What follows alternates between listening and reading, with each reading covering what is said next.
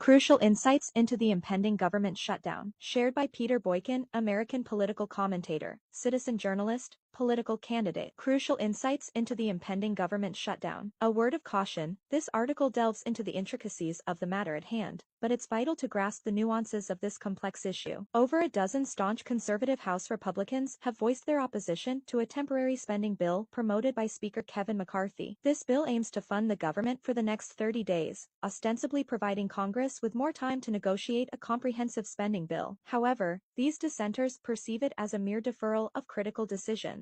The bigger picture, Congress faces a looming deadline of September 30th to secure funding for the government, or risk a government shutdown. Broaden the perspective, McCarthy ascended to the role of Speaker by pledging to champion conservative priorities such as spending reductions, border security, and curbing a seemingly corrupt Department of Justice. Going back, earlier this year, when the government reached its debt ceiling, conservatives aimed to link the increase to the aforementioned GOP priorities. Nevertheless, Speaker McCarthy argued that it wasn't the right moment, promising to address them during the next funding bill. Now, we find ourselves at that juncture, with Speaker McCarthy advocating for a 30-day temporary spending bill referred to as a continuing resolution, proposed by Rep. Byron Donalds. What's the issue with the Donalds bill? To begin with, the positive aspects. It does include an 8% cut to non-defense spending. However, this reduction is only effective for 30 days. Furthermore, it fails to enact substantial, long-term spending cuts, doesn't compel President Biden to secure the southern border, doesn't halt the politicization of the Department of Justice, doesn't require the Department of Justice to cease woke policies, doesn't prevent the flow of taxpayer funds to Ukraine, doesn't defund Jack Smith's politically biased campaign against Donald Trump. Who stands against the Donalds bill? Andy Biggs, Dan Bishop, Lauren Boebert, Ken Buck, Tim Burchett, Eli Crane, Matt Gaetz,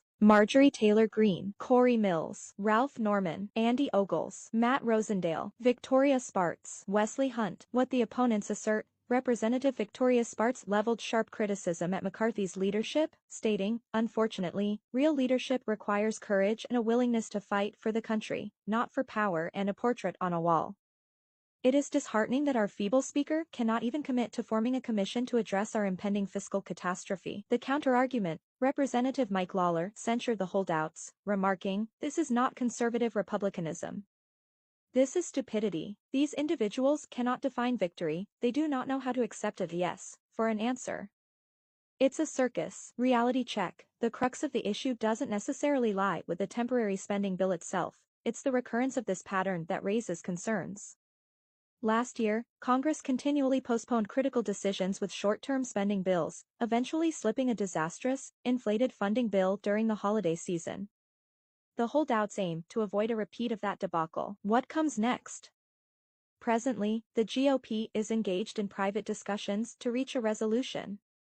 However, it seems unlikely that these talks will yield significant results. In the interim, Representative Matt Gaetz has hinted at initiating a motion to vacate, commencing the process of removing McCarthy from the role of Speaker. Source, Axios, The Hill, Rep. Luna. This article is brought to you by Go Right News and edited by Peter Boykin. Visit GoRightNews.com for more articles and visit peterboykin.com to learn more about Peter Boykin.